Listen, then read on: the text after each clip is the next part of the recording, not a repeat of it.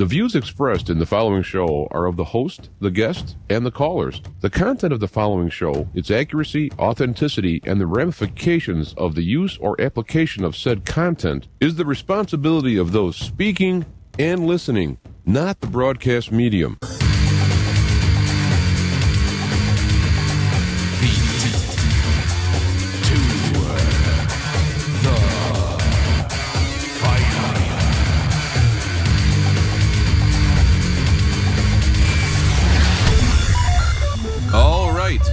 We are back and we're live, feet to the fire.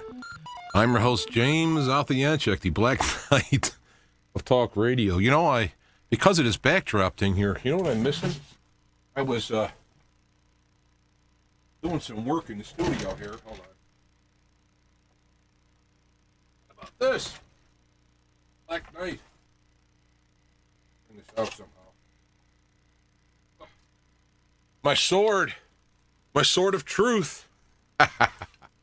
The real one, too. I had this for many, many years before I even did the radio show. How do we do this? It is spring steel. Exact duplicate of the Wallace sword, though. I didn't know at the time from a movie. I'll have to work that in somehow.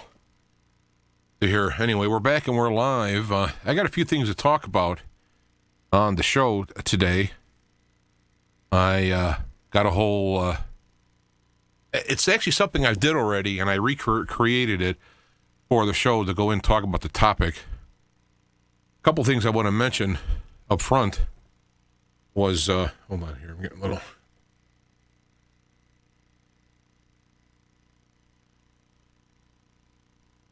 All right, I was going to do a video for Perry Mason. I'm a long-time fan of the show Perry Mason. Watched it when I was a kid. It was actually on television in the 60s. And, you know, have all the shows and whatnot. And to me, Perry Mason embodies what the actual real American ideal is. I know it's fake. I mean, I know it was a show. But it has the principles in there. And I was going to do a video to the song Perry Mason by Ozzy Osbourne. And so I started working on it. I had some time on Saturday. I'm going to make some of the time for these little projects I like to do. And I got that little intro done and sent it up to YouTube and under private just so I can show a friend of mine who's into Perry Mason as well. And it got banned worldwide by Epic Sony, who owns the rights to the song. So even if I would have done it, it's going to take me over a year to do it. If I would have done it, imagine my frustration. So I noticed that Epic Sony has a point where you can ask for permission, and so I asked just for the hell of it. I probably know, but that's one of the things I did. On the website, I do have a couple of things before I get into the main topic. Let me get to the web page deal here on the live stream. Well, first off, I want to mention this is the first hour. Excuse me, and we've done this before where we actually have two YouTubes. First hour, you turn it off when we're done, and then you start on the second hour. I'm doing that because then I don't have to edit the second hour out, and I don't want to mix it together because the second hour is kind of a fun hour where a friend of mine, Jim Schultz, comes by. He's a psychic, and we talk about stuff. It's one of those nice type of shows. Of course, we will be talking about things in North Korea and all that, but it's not meant to be some kind of critically thinking big deal show. It's just a fun type deal. So we'll be doing that on the second hour. So, and they're separated. So if somebody's a critical thinker and they're aghast and shocked and abated, like, oh, a psychic, then they don't have to listen. So anyway, want to bring to this, again, I'm still working on moving these things onto my own website. We'll get there. But, of course, people are on Facebook, and if they have them go to the website is another issue. But I got sent from a listener, come on, you can do it. You can do his name. I'm looking at him. And Bruce, there we go. He sent a link to this interview with a Dutch banker. It's in Dutch, but I found a version that has a voiceover in English. You don't have to try and read the titles. But I have the article about this as well, and I put that on there. I'll add these in the links below. They're not there now, but these are things I'll add on by the end of the show. I've only seen parts of it. It's quite startling, though. I mean, it's not surprising, but I guess what is surprising is to have somebody coming out and like saying this stuff. So another deal is this is now white supremacists. So I put out a link to a video that shows the Illuminati signs where they were going like this, and they were turning it around. How do we do it like this and all this? And it's all a bunch of malarkey.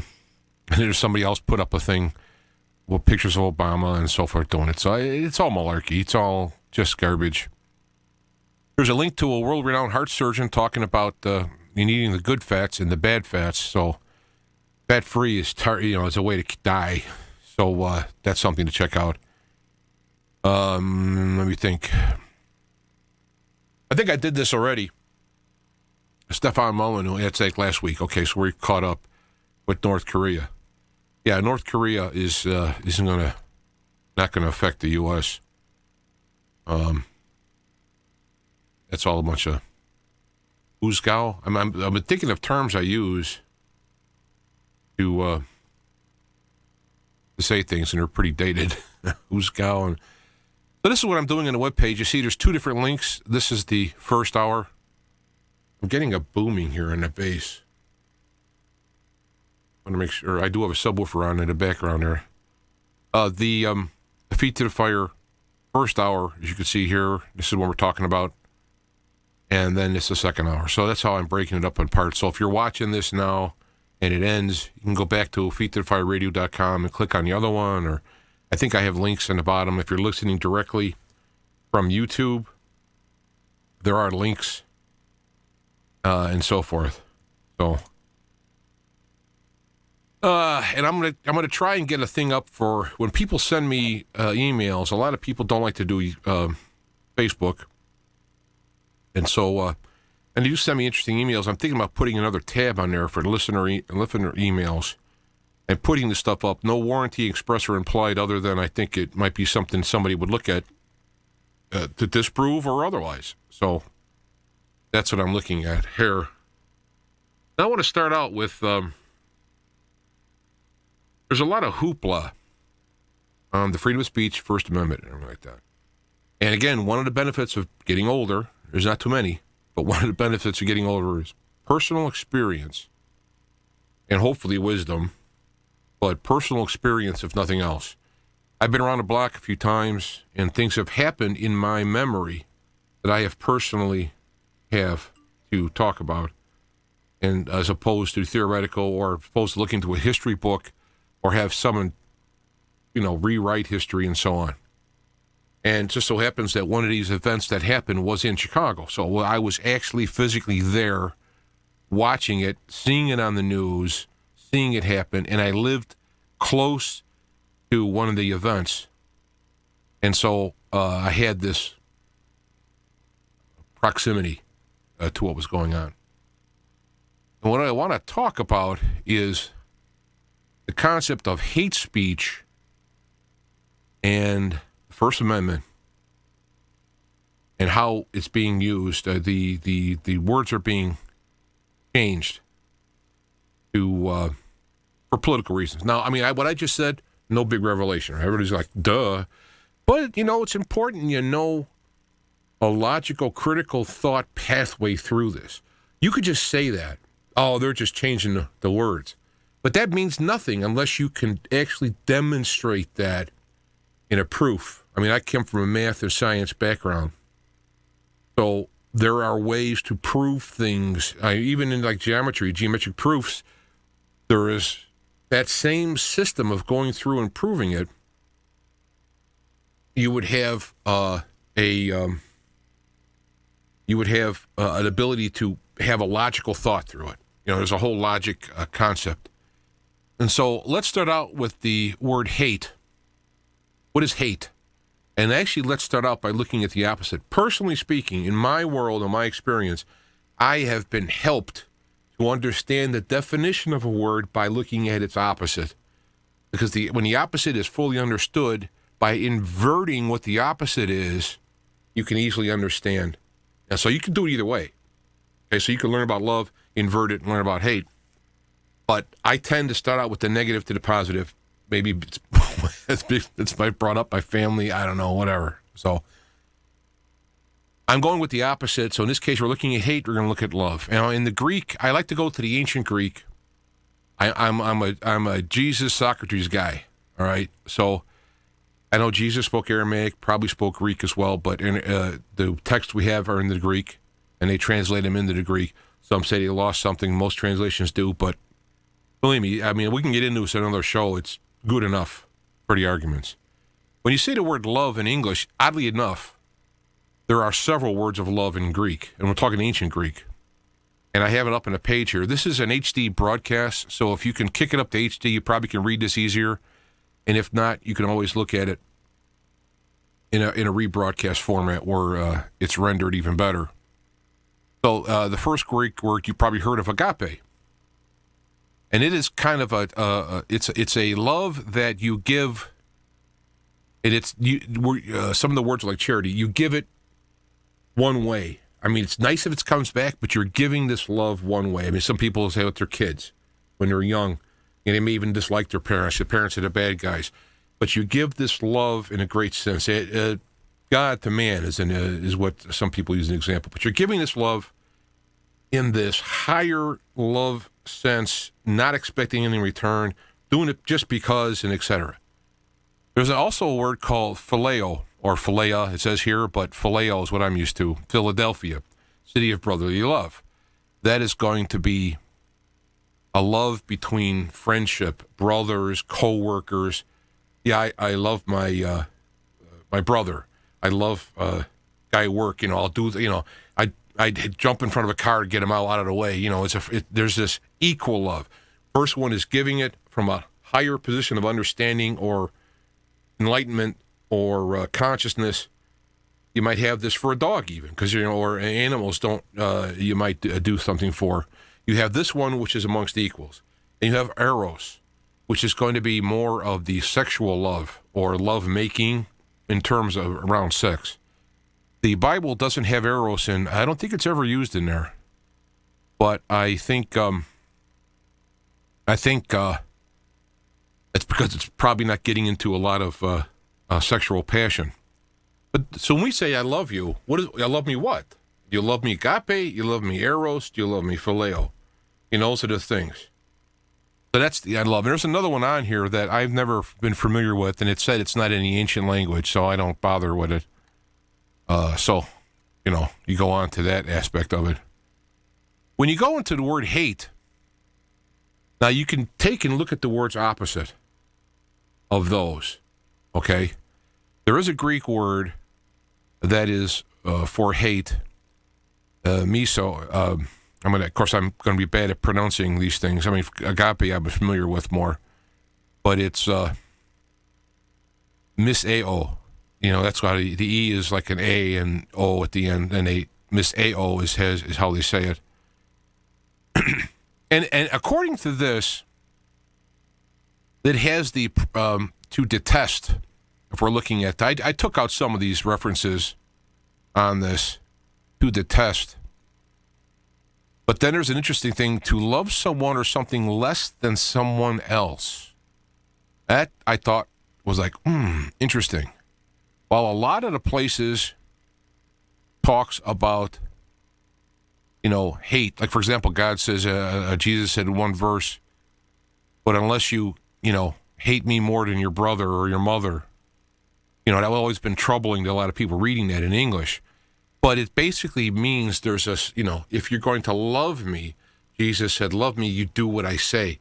So in other words, if I can actually get the whole meaning of it, unless you do what I tell you and act in the way of my teachings over and above your parental teachings or your societal teachings, this is the kind of deal about being in this kingdom. Cannot be your disciple. It takes someone to really study a lot of these words in Hebrew and Greek to get a richer definition of what it means. So unless you hate your brother more than me, you can't be my disciple. Well, that sounds like some kind of a cult. And, of course, the anti-Christian people would use that type of thing to see, look at all this stuff. But you find out what the words really mean. So think about that idea. If you love someone less than something else, keep that in mind, because that kind of gave me an aha moment when you're talking about hate speech. But when you get into English and you get the English word for hate, and I use the Webster's 1913 dictionary. I don't like to use the modern dictionaries because, of course, everybody's rewriting everything. And it's not that they didn't rewrite things years ago. It was I think it was a less active. You're going to find the general was trying to preserve knowledge, and then there were the political ones who were trying to change it. And I kind of like to go back to the older versions of Webster. And then they talk about this thing, have great aversion to, a strong desire that evil should befall the person. I mean, all these various aspects. But then down there, as you go down, it gets back to love less, relatively. So that it's like, we're number 3, but it's in there, And so when we in English use the word hate, we tend to mean it more dramatically. So when someone says you're talking about hate speech by talking down, you're loving another less than these other ones. You see how it's tricky? Now, I don't think they're doing it disingenuously, but there is something to be said about how you carry yourself, that if you say something that is detrimental, like you're going to insult somebody and it's clever and you get a laugh, and I've laughed at stuff, there is this kind of hate speech. So this is, at best, this is where they're kind of going. But I know we'll get to it later, they're just totally abusing it. But I thought it was pretty interesting. And when you get into some of these other looks at it, you have the emotion of hate, feeling a dislike so strong that it demands action. So when someone critically thinks and brings up a problem with the left as how they're talking about, like the border, for example, they're saying you love undocumented aliens, i.e. illegal immigrants, less than others. You are promoting hate. And we turn around and say, yeah, but they're coming in, and it's not our system is not made to withstand both economics, plus there are people coming in doing a lot of crime and whatnot. So we're analyzing this stuff and coming up. They're saying that, yeah, because you just don't want to have these people in here. And then you have the reaction by them to you is to dislike intensely, feeling antipathy toward or an aversion toward. That they actually want to dislike so strong it demands action. Now you have Antifa busting heads. You see how this all plays out. They are actually hating, and I'm sure people are prejudiced involved in this, but we're looking at it in the sense of a government is designed to have a social system and a work system, and there's borders to keep it all this way, and all nations have this, and the ones who have a economic system that's collapsed try to come into this one, and it's not made to carry it. See, we're looking at it analytically, and they're actually doing a better job of hating our comments while trying to pin us with hate, kind of this watered-down version of it. Kind of fascinating when I was reading this stuff. And so you can see when they come up with hate speech. So what is hate speech? When Alex Jones has a very colorful article talking about somebody who is a box of rocks, I mean, technically you could have said the information. You could have gave the facts of the matter better without all that fluff, and then it allows somebody to be, I guess, triggered is the words we're using. But one might say, hey, you could have said it better, but you're true in what you're saying. It's important. Truth is what we're looking for. It's just perhaps we could do a little better job of it. And but see, the people who are committed on the left are disingenuously and they have a plan. We'll get to that. So even though one might criticize somebody for being a little loose, critical, and comic and nasty, if you want to, the facts are still true. The other people are lying, and we'll get to that in a minute. But I want to make sure you got that. Now, one of the things that I'm getting to, once we understand what hate and love is and understand how it's being used and who's actually hating and who's doing that, is to get into the topic of the First Amendment. Because Howard Dean came out and said the First Amendment doesn't cover hate speech. Now, this is one of the ideas where you're talking about when you're reading into the document stuff that's not there. And, case in point, let's go to this next. Here's the actual First Amendment, word for word. Congress shall make no law respecting an establishment of religion or prohibiting the free exercise thereof, or abridging the freedom of speech, or of the press, or of the right of the people peaceably to assemble and to petition the government for redress of grievances. So it doesn't say anywhere in there whether the speech is popular, whether the speech is polite, whether the speech is even accurate, whether it's even true. It just says that we have the right to give speech. Now, as far as the establishment of religion, the aspect of this is to say, here is the official religion of the United States. This is why the people who talk about being a Christian nation, first off, it isn't by any measure of the word. I did research on this years ago. Maybe I'll do a show on this. It's not a Christian nation. There are Christian principles. A lot of those principles are found throughout many religions. It's not a Christian nation. The people who are here establishment weren't even what you would call Christians by today's standards. In fact, a lot of people wouldn't look at me as a Christian by their standards, by my doctrines. So let's put the religion thing away for now, because we're not talking about there and the free exercise of religion. And we have to, of course, another issue to talk about, another show is, when does religion not be a religion? And that's a more interesting discussion than the freedom of speech is cut and dry. Now, it just so happens that way back yonder in Chicago, there was the neo-Nazi party, National Socialist Party of America, official party. I lived around Marquette Park. It's in Chicago, but they have the little neighborhood names.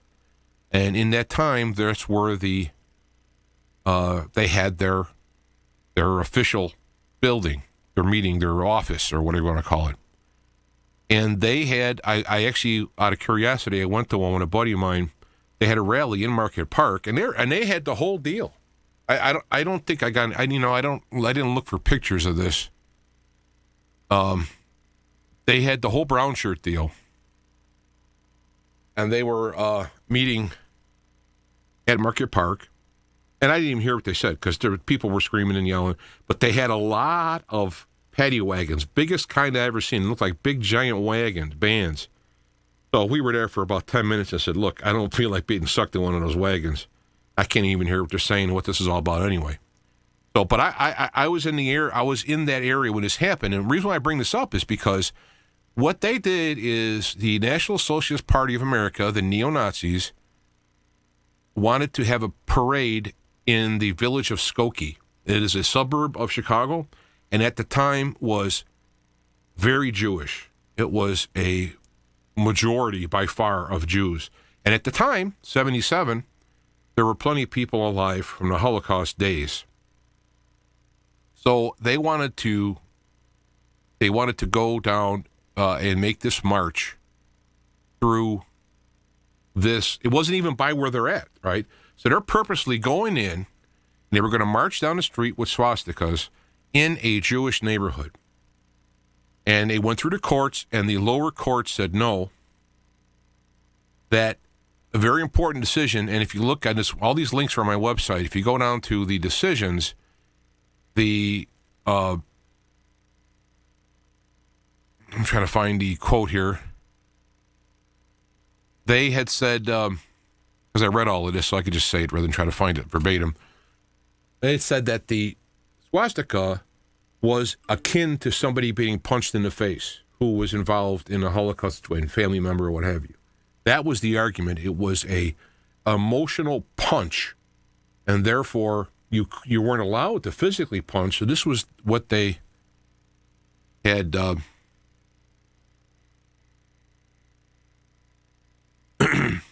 that's what they said. The Illinois Supreme Court ruled that the swastika is a symbolic form of free speech entitled to the First Amendment protections and determined that the swastika itself did not constitute fighting words. Its ruling allowed the party to have the march. And then they went up and they appealed it all the way to the Supreme Court, which, and this is the Supreme Court ordered Illinois to hold a hearing because they that's right, Illinois didn't want to have that. They were saying no, and it went all the way to the Supreme Court. And I want to read. The problem is, and this is another thing, I saw, this is what prompted me to do this. I saw a newspaper online from 1977, a Chicago Tribune, talking about this whole thing. Very well done article, and they had very nice quotes from the time, and cannot find the article now. This is only a matter of weeks ago, and that same paper, Chicago Tribune, has revisited this incident. So they wrote another article about it, and I don't see references to the original article. But these guys were going to go wear the brown shirts, the brown tie, the swastika, the whole 9 yards. This is what they were going to do. And I'm going to get down to the speech thing. I wanted to read it because there was a... And I'm really upset that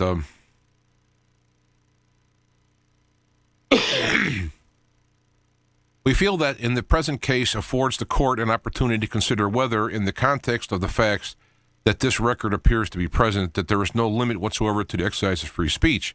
There is indeed, may be no such limit, but when a citizen asserts, not casually but with deep conviction, that the proposed demonstration is scheduled at a place and in a manner that is taunting or overwhelmingly offensive to the citizens in that place, that assertion, uncomfortable as it may be for judges, deserves to be examined. It might fall into the same category as one writes to cry fire in a crowded theater. The character of every act depends upon the circumstances when it was done. So this is what they were saying, and they got the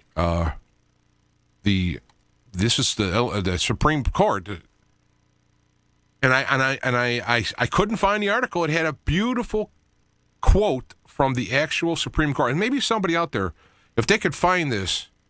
I looked for about an hour trying to find the article. I wanted to get an exact quote from the meaning, and I don't have the. I just have like summaries. So what the Supreme Court did say, and I loved how the summaries were. I'm going to have to do it from my memory, which is not great as far as the principles I remember, but the detail is that it said that when you have, it's one thing to have freedom of speech for something you like. It's another test of the freedom of speech for the despicable, and that no matter what it was said, it was covered by freedom of speech, and they allowed them to march. Now, what happened was Chicago stepped in and offered the Nazis to march in Chicago, and they worked out something with them. So, and they chose to march there instead of marching in Skokie. So they worked it out so they didn't have to go into the area. Now, I didn't like the fact they were going to go in there because that's really nasty, right, what they were doing. But the Supreme Court had this set up that you can say literal hate speech. You can go into a Jewish area and thumb your nose at people who know people who were killed in the World War II. That's back when you had freedom of speech in America.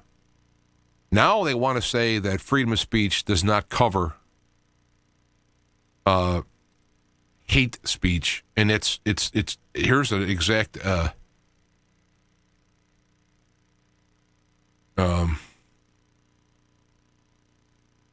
Colin, who was the leader, said that he believed that blacks were inferior, that Jews were involved in international financial and communist conspiracy, blah blah blah blah blah. So this is why they were doing this type of stuff.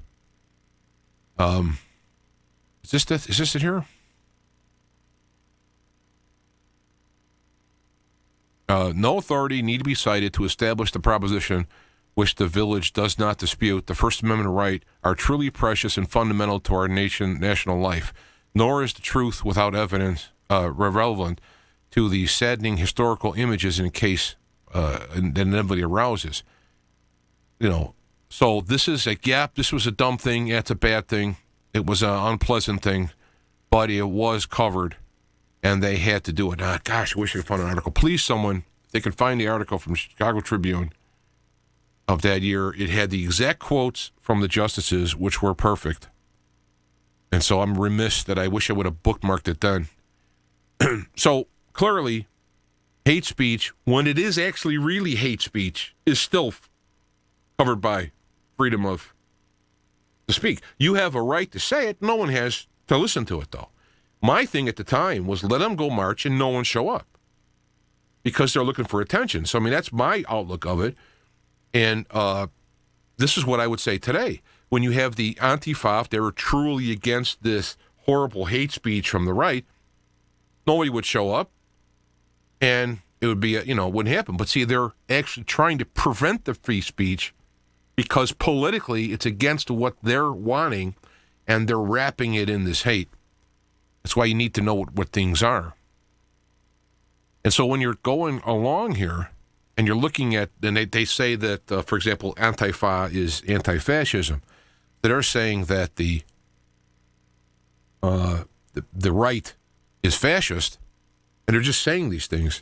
This is where I wish there'd be lawsuits that people, when they call someone a name, they have to prove it's true. So if you were going to call somebody a fascist, you'd have to be able to prove that that person is fascist. Now, going back to Webster's 1913 dictionary, political theory advancing an authoritarian hierarchical government opposed to democracy and liberalism. Now, liberalism is a classic definition of the word, and democracy as opposed to liberals and Democrats. We all know that. Then they get into more detail. Authoritarian system of government under absolute control of a single dictator, allowing no political opposition, forcibly suppressing dissident, and rigidly controlling most industry and economic activities. Such regimes usually try to achieve popularity by a strongly nationalistic appeal, often with mixed with racism. Specifically, the fascist movement led by Bettino Mussolini. Broadly, a tendency toward or support of a strongly authoritarian or dictatorial control of a government or other organizations.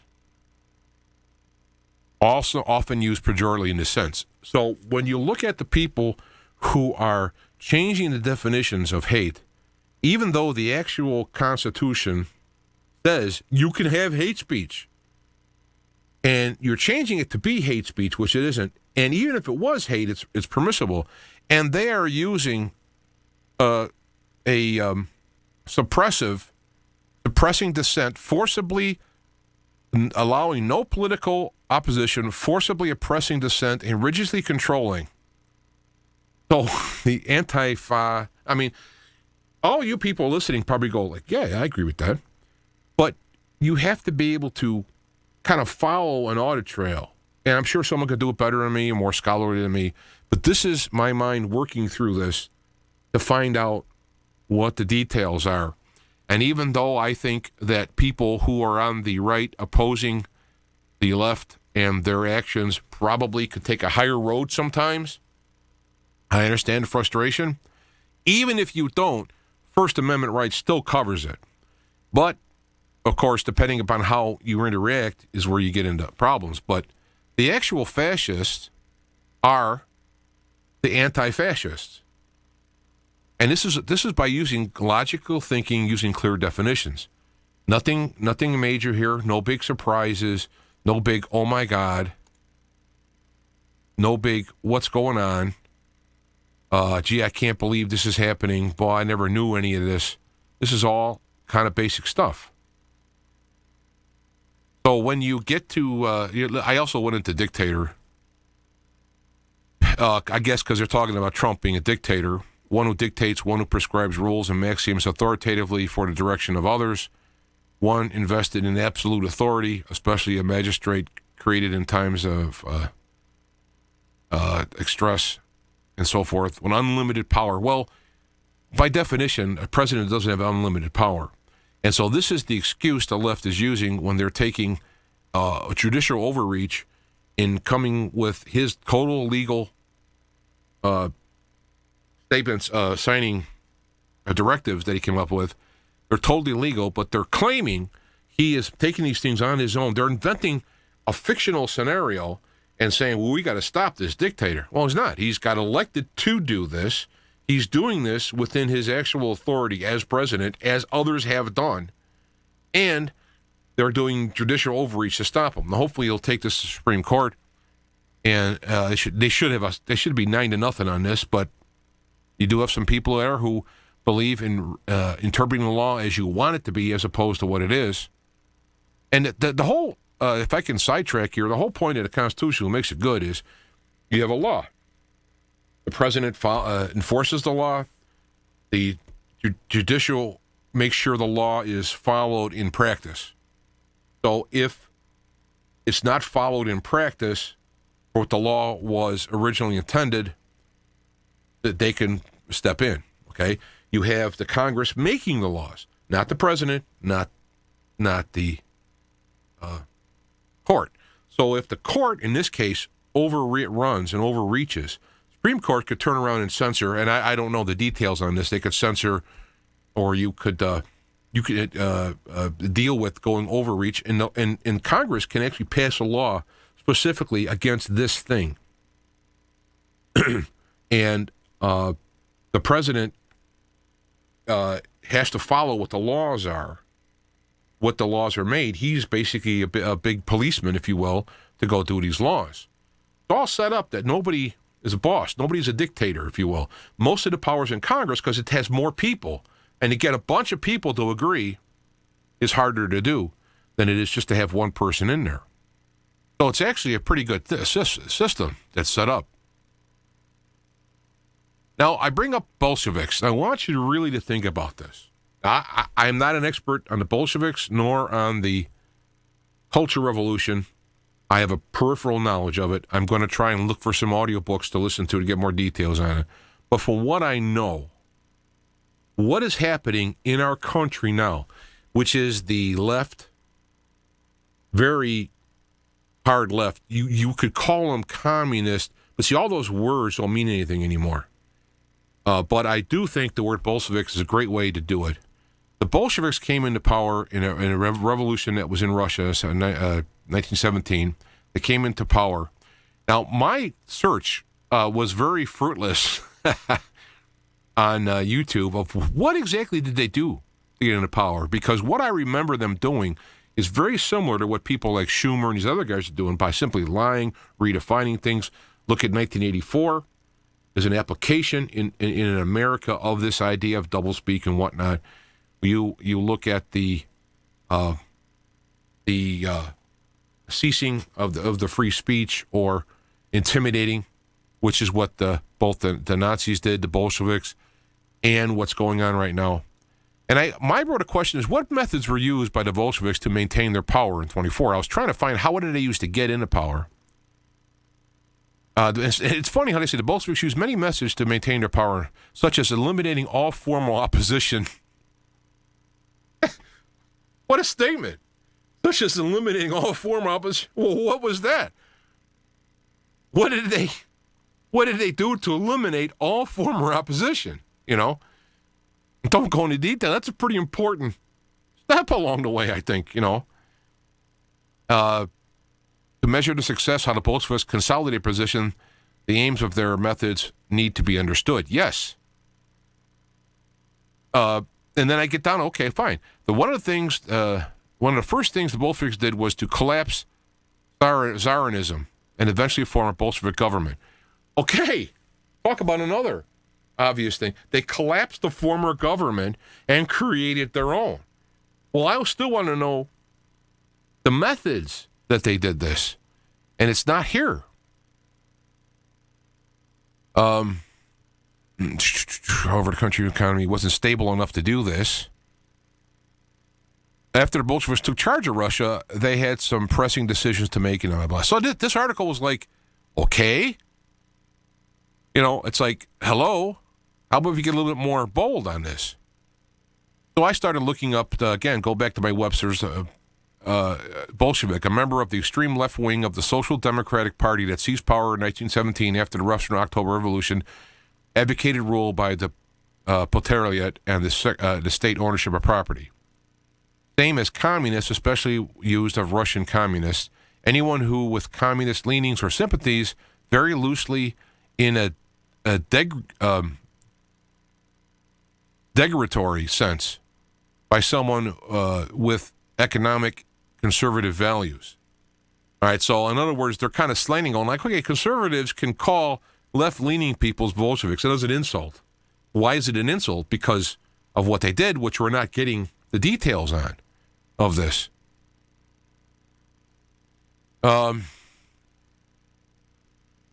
So that the dictionary wasn't all that great. Now, I found this one website, and this is where it gets tricky, because Hitler, with all his bad stuff, did a bunch of good economic stuff and turned Germany around. All right, some of the stuff was bad he did in that point, and he did a bunch of other bad stuff. But you can't go in Hitler and say, okay, well, what good stuff that he did? Let's look at this. You can't do that, because they've completely tarnished every possible thing. Everything he's ever done is terrible. Now, it wasn't. But he did a lot of bad stuff, so it was repackaged and exaggerated and pointed out so that all the good stuff, whatever it might be, if it's 5 things, it's all buried in there. You can't go in. So I'm looking for websites, and of course there are plenty of websites who will tell you Hitler was a great guy. So I'm leery to give websites out because of either I'm going to step into a neo-Nazi website, or I'm going to come up with someone who's a good rational explanation of certain things, and then I'm going to end up becoming called white supremacist, Nazi, and all that stuff. Because you can't have anybody get close to these Bolsheviks, because they are the same methods that's being used now.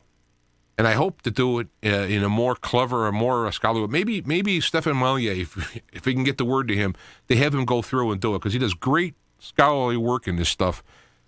But on this webpage, there's they talks about the Nazis and the Bolsheviks. Okay, so we're not talking a pro-Nazi side. Have intolerance in their faith, and fanatics who were driven by deep emotion and keeping their mind completely closed to other points of view, which you could just look at things that get passed in Congress. I mean, Republicans want to work with the left, but the left doesn't want to work with the right. And I'm not an all-right guy. I'm not an all, I'm not a Republican, so it's not like I'm on any side. I'm looking for things that are consistent in what I think is for fair and humanity, liking the Constitution, and going forward. Dark side, Nazi Party, and it's very, very good stuff in here talking about it. Army of Secret Police. Okay, so now you got the secret police. Reminds me of the deep state, doesn't it? The secret police spying on people, bringing up stuff. So I'm going to read the headlines, and I got the list in there, both in the bottom here on YouTube and also on my website. Arts corrupted. Okay, so they go into the arts and made new art, which is garbage, to corrupt the old art and so forth. And this is both the Nazis and the fascists and Soviet Russia. Veiled criticism of the regime. Nazis have learned much from the Bolsheviks in their propaganda method. So we have this criticism, and if you look at what's going on in our world now, constant anti-Trump. I heard a joke that said if Trump walked on water, he'd be criticized for not knowing how to swim. I've seen the articles of him holding onto the railing, and he's afraid of stairs. So it's constantly criticizing youth movements, youth in the saddle. Well, look at what's going on in the universities. They went after the youth to train them into the left type of stuff. Difference in aims. Both of them are different in aims. They took a different turn here and there in their aims, but I still want to get, and perhaps again, perhaps I can write to Stefan, and maybe he's done this already. I can look at his website. People can send me links. People have done this thing, because it's very important, Because what is going on here now is that we are in the middle, or I should say the beginnings, of our own. Let me see how it's going on with this. I'm the technical guy at the same time here. Okay, good. We're doing all right. What we are is we're in the middle of our own Bolshevik revolution, American style. 1917, brought forward in 2017. I like that. How about that? 1917, 2017. Brought forward, and then same tactics placed within the American setting. And then I looked up I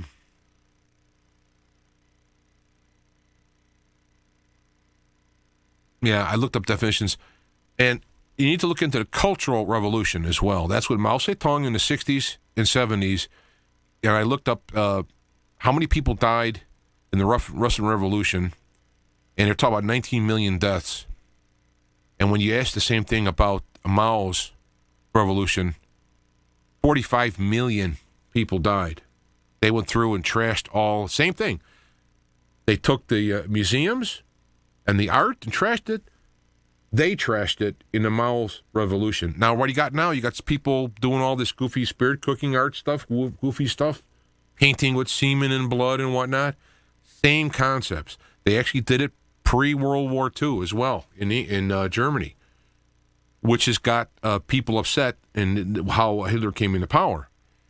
So you have these individuals doing the same thing in these three different cultures, and they want to have a revolution. They want to have, and there's their cultural revolution, their way they're doing things is that their ends justify the means. Anybody who against them is a hate, and because of that, they can be killed, they can be lied to, manipulated, they could be used and thrown out like garbage. All that stuff is okay because of how they're doing it, what they're doing it for. This is what's going on now in the universities, in the arts. Need we go into rap and we go into music videos and whatnot for that type of stuff? You have these individuals are doing these things in these areas to take over this idea. You have the transgender stuff. Now, there's people who are transgender, and then there's people who are pushing transgender to try and corrupt the people who are naturally whatever they are. You have all of these aspects, and if you say anything about it, then you're, of course, a bigot, a racist, a homophobe. They are weaponizing refugees, both the, we'll call them innocent refugees and the radicalized refugees, to bring them in to overtake the government structure and financing and cause trouble, too, with the... And what do you have in our government? They want to lower the borders. They want to bring in the refugees. They have the... They're overturning the... look at that. You know, my hand goes away. They want to overturn the laws that are put in the Constitution to provide protection from just such a thing.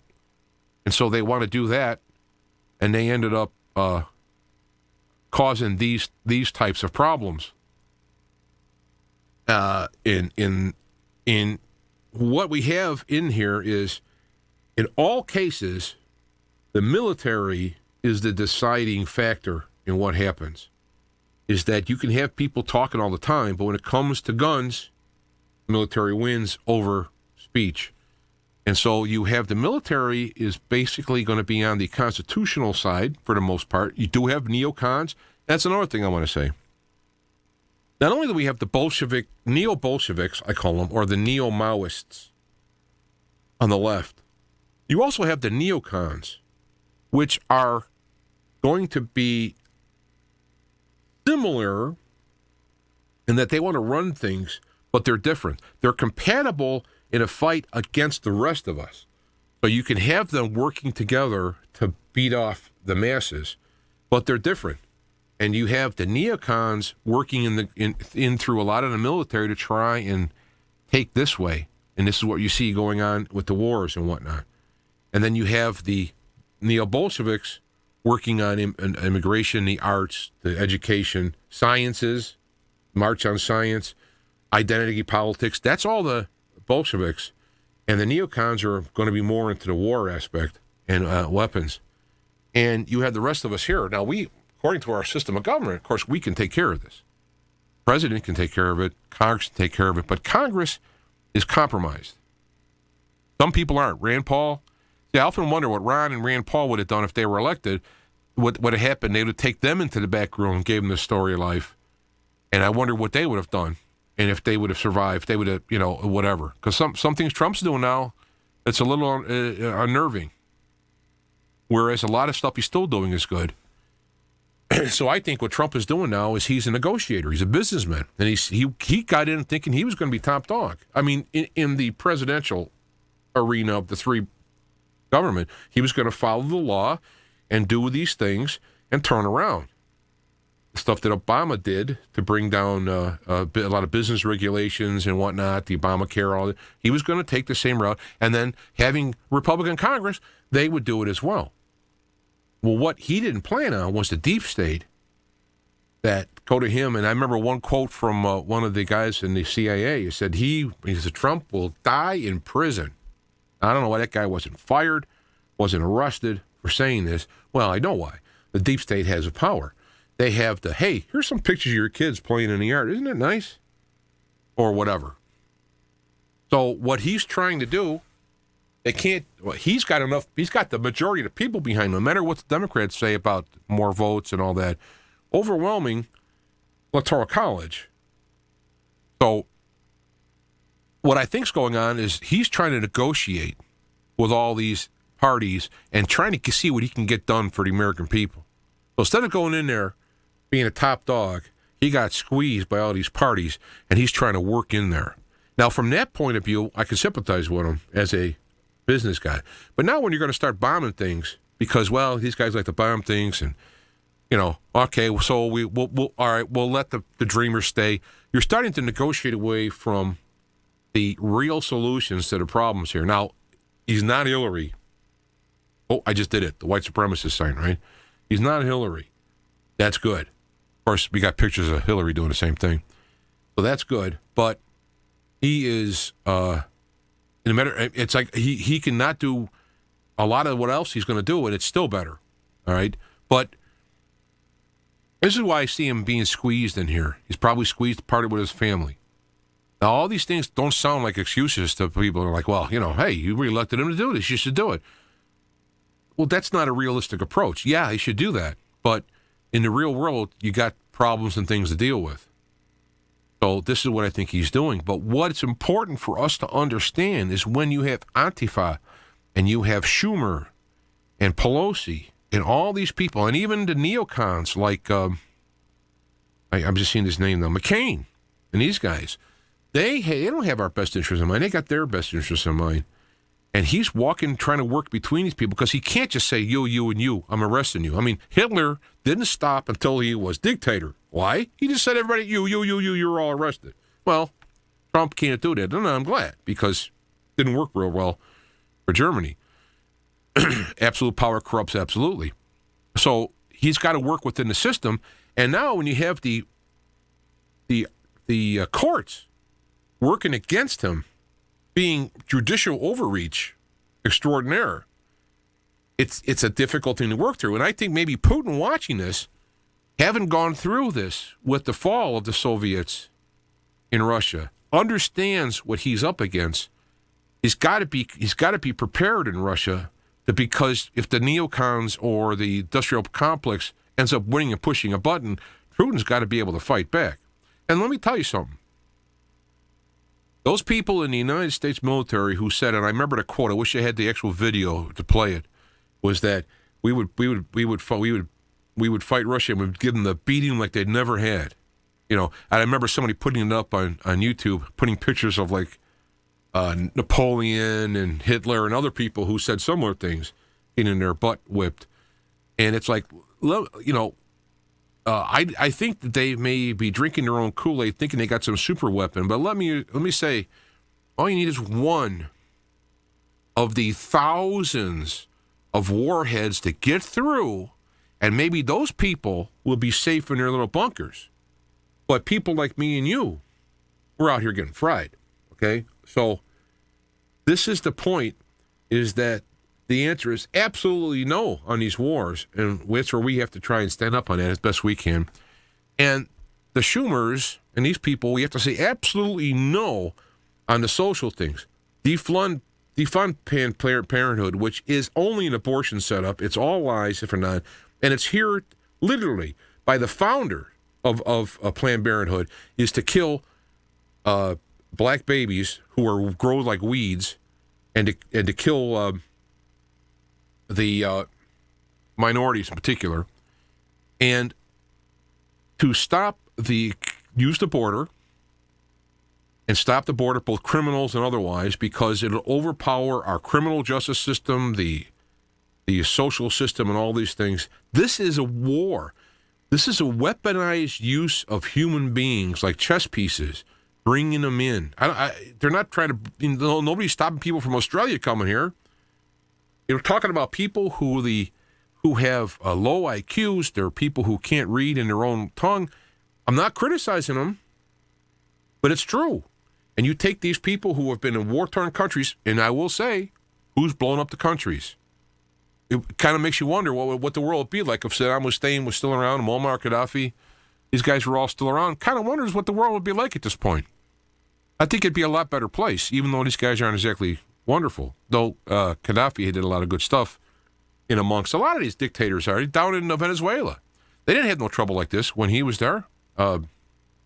Chavez didn't have these problems when he was there. So this is the problem that we are at here. Is we have to. It is imperative to stop the immigration, both the criminal / radicalized, and the bulk amount of people. You can help them where they're at better than they are here. First of all, we can stop bombing them.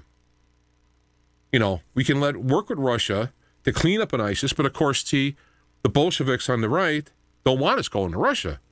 And the neocons don't want us going to Russia because without Russia, they can't spend billions of dollars on making big bombs. So this is why you need to have both of those people, both of those groups are working together. My enemy is my enemy. My enemy of my enemy is my friend. So neocons want war at Russia. Bolsheviks want to destroy Russia and bring the neo-Soviet system here because Russia worked through that. Just like Hitler got rid of we'll call them the Bolsheviks, so to speak, but they ended up being on their own version, right? So that didn't work out. But it did work out in the beginning, meaning they got rid of them, but then it went sour, right? Here you have Russia now getting rid of the old school guys, the Soviets, and they're building a system. It was tough, and they got through it, and they're getting to this point. That's the last thing you want to have them team up with the patriots in the U.S. and go after all of these people. Oh, somebody uploaded from Russia a picture. It was in Russian, but the picture was great. It had Trump riding a lion and Putin riding a bear, and they had put in guns, and they were going after. I think it was the dictator of the Ukraine, which is again, it's another attack against Russia. You notice that Syria it's attack against Russia because Russian gas is coming into Syria, and attack against the Ukraine taking Russia because the Russian gas coming through the Ukraine. Warm water part in Crimea, which has been part of Russia for thousands of years. This is what we have to stand up against, and you have to know about these things. So do some work. I'm getting close to the top here. I have to end this and go on to the next area of the show, which would be a little more lighthearted. We're going to have Jim, a psychic guy, a friend of mine, who will talk and stuff, and you guys can ask questions if you like.